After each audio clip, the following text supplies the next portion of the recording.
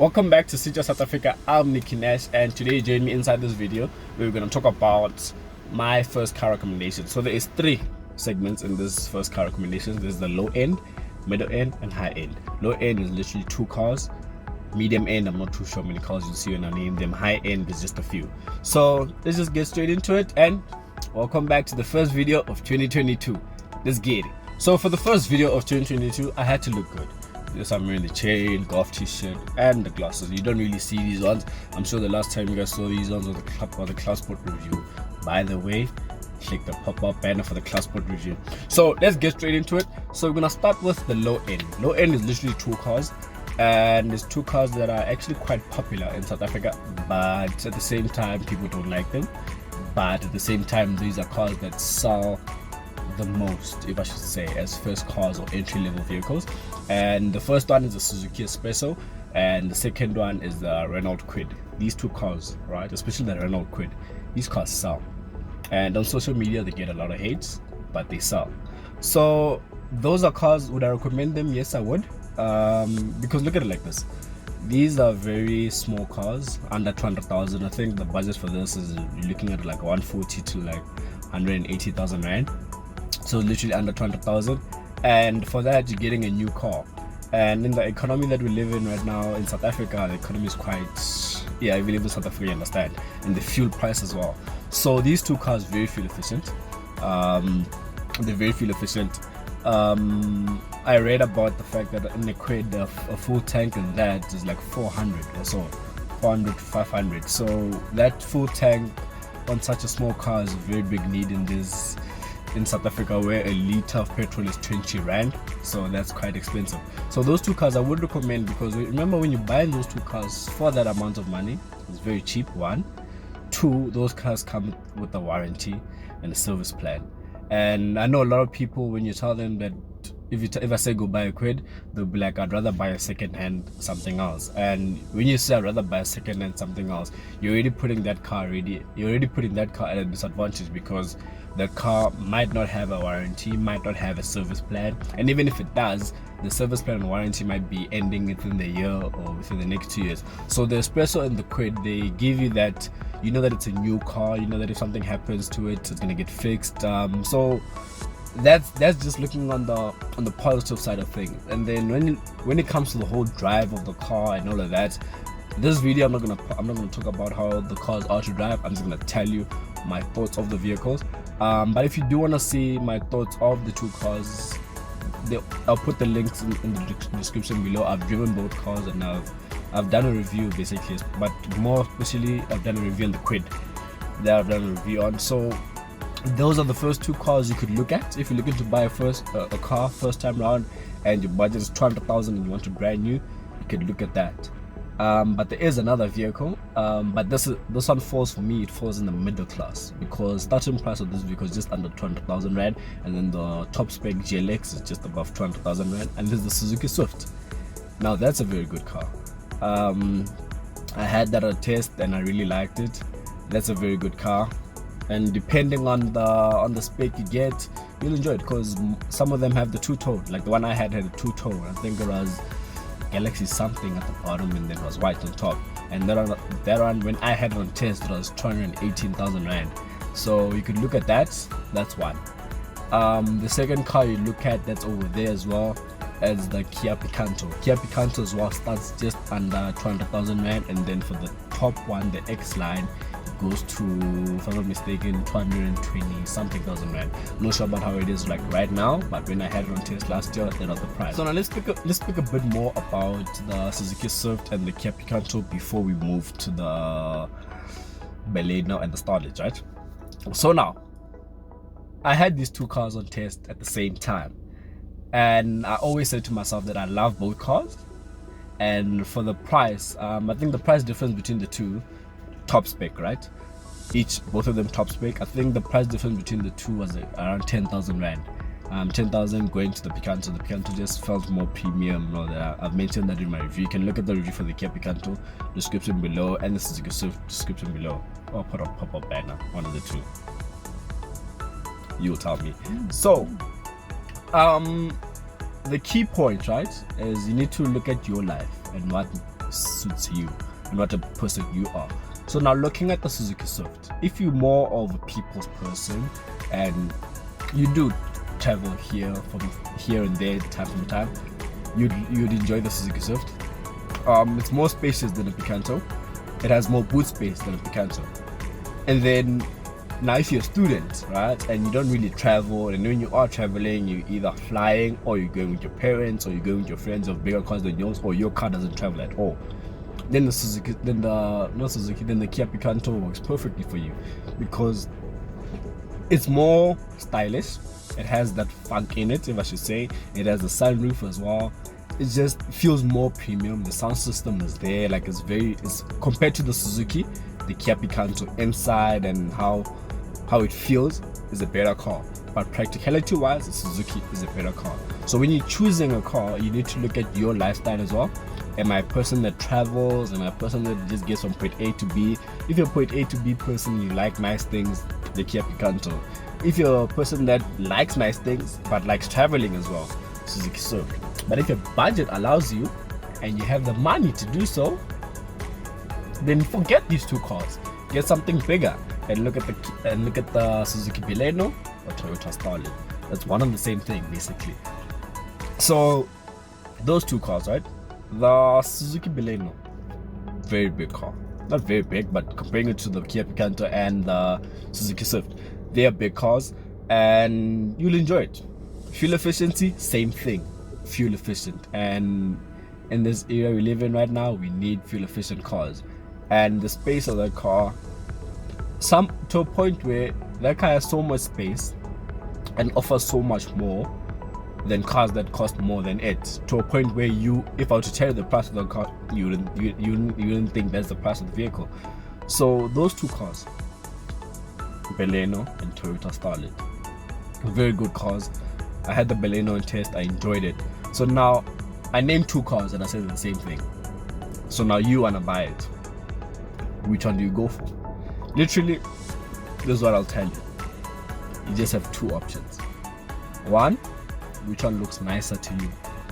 Two, which one makes more sense to you? And when I say which one makes more sense to you, I mean dealer network. In terms of, when I say dealer network, I mean where you stay or where you frequently around or wherever you spend most of your time at. What dealership do you see the most? Do you see a Toyota dealership the most? Do you see a Suzuki dealership the most? Whatever dealership you see the most, go and buy that car.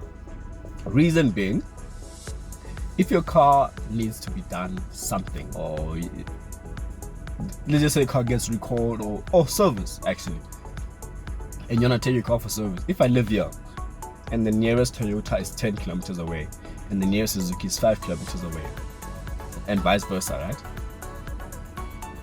Won't it make more sense for me to choose the dealership that's 5 kilometers away from me than 10 kilometers? Exactly. That's why you need to choose the dealership or the manufacturer that has a greater dealer network. And between the two, I don't want to say which one has the better dealer network. You will pick for yourself. So now let's move on to the high-end cars, right? Let's move. So now we're at the high-end cars, if I should say. So now high-end cars, starting, we need to look at, and mind you, this list, there's cars that you might be thinking that I'm going to mention, that I'm not going to mention. Reason being, I don't want to mention cars I haven't driven, I haven't experienced, because remember, this is my recommendation and you guys might buy cars based on my recommendation. And if you buy a car I recommend and something happens to it and I didn't tell you, or I misled you to buy that car, you're going to be angry with me and you're going to live with that car for the rest of the 5 years or whatever, you know. So I don't want you to go through that. I don't want to recommend a car that you might not like. So I'll stick to the cars I know. I don't want to name cars I don't know. There's a lot of cars in this segment, but I won't name cars I don't know or haven't driven. So now, high end. It's 4 cars. We're gonna look at the Hyundai i20, Kia Rio, Opel Corsa, and the Volkswagen Polo. Right, Volkswagen Polo. And say Volkswagen Polo, I just remembered, in the middle class, you could opt for Polo Vivo. I just forgot to mention Polo. There's a Polo Vivo. You can opt for that as well. You choose which one you want. Now on the high end, there's the normal Polo. That's the we'll speak about that one actually. Let's start with the others. So the Hyundai i20, goodbye. I had it on test.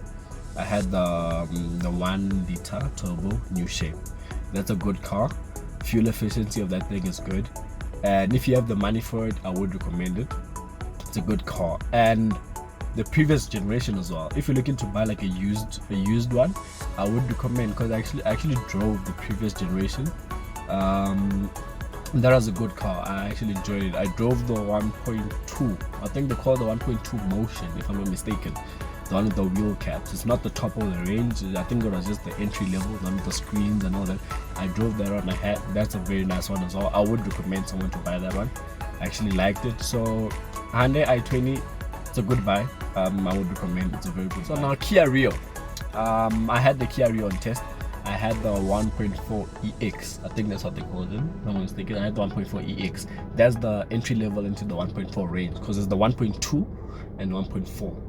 And 1.4 is the EX, the one I had, the red one, and then there's the 1.4 Tech, and that's the top of the range. With the sunroofs, reverse camera, rear sensors, all of that.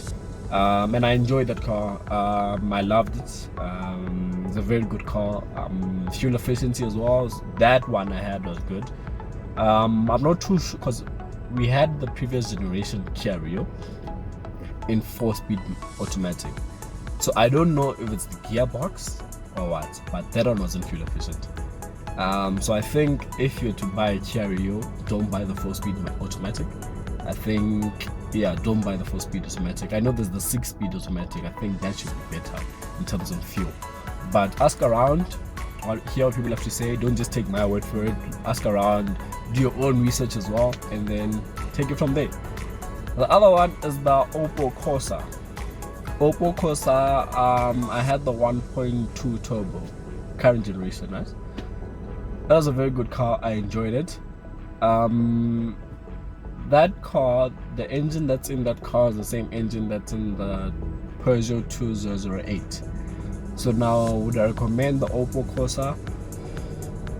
If you're buying it and warranty of the car still in order, yes, I would recommend it. I just don't know how the car will fend after 5 years. The car's literally new, so we don't know how the car's gonna do in the next 3, 4, 5 years after 100,000 Ks. So just, if you're looking to buy the car, just do your thorough research, and then also look at your lifestyle and look at what you want and how long you think you're gonna keep the car, and then just wait down for yourself on which one to buy. Now lastly, look at the Polo. Polo there's the new one, the facelift, and that one is actually quite expensive. I saw one going for around 400,000 rand. And now as I'm telling you, it's expensive. There's people out there saying I'd never buy a Polo for 400,000 rand. But what I can tell is that car is gonna sell, and that car is selling, because I've seen so many already. And so, is it a good buy? VW is always a good buy. It's a very good car. It comes with the manual, the DSG gearbox, and the VW is good. VW is a good buy. Just that you'll have your fears, because you live in South Africa. It's a VW, hijackings, stealing, all of that stuff. But nowadays they literally steal any car. So, like I'm always saying in this video, look at your lifestyle. Does it suit your needs? Do you like it as well? If you do, buy it. I'll never discourage you to not buy a car. So if it suits you and you like it, go for the VW Polo. It's a very good car. I like it. I actually would like to own one. It's a very good car. I think on this list there's one vehicle I would love to own. I enjoyed it. It's a very good car. I just haven't had it on test, and I hope I'll have the facelift one on test so I can have a full thorough review of the vehicle. But I've driven a lot of Polos in my lifetime, and I've even driven the outgoing one, the pre-facelift, so I know what I'm talking about. It's a good car. I just don't want to go too much into it because I haven't had it properly on test. So I don't wanna, give away too much. What if I do get on test? You never know. So thank you for watching.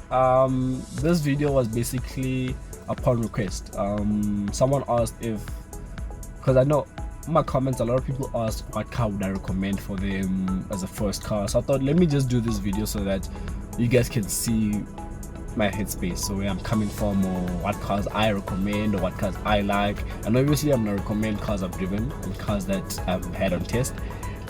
So don't be surprised if cars that you like or you thought I was gonna mention I didn't mention, just give it time. Hopefully I'll have it on tape and then it will be added onto the list. So thinking about this video is gonna be we call this the first time buyer car, right? And it's in 3 sections: low, medium, middle and high. And so the next video, maybe towards the end of the month, is gonna be a video of entry level into the crossover range, looking at your Kia Sonet, Suzuki Brezza, those cars. And then we're also gonna look at, like I always say, there's low, there's middle, so we're also gonna look at the Suzuki Vitara, the T-Cross, for example, and then we're gonna go above this one. So we're gonna look at the Peugeot 3008, Tiguan's. Then we're gonna name that one family car segment, little family car. And then yeah, we'll just do like that as the year goes on. And remember, guys, please do remember to like, comment and subscribe. So thank you for watching. I'm Nicky Nash as always, and you just watched the first video of 2022. Hope you liked it. Yeah.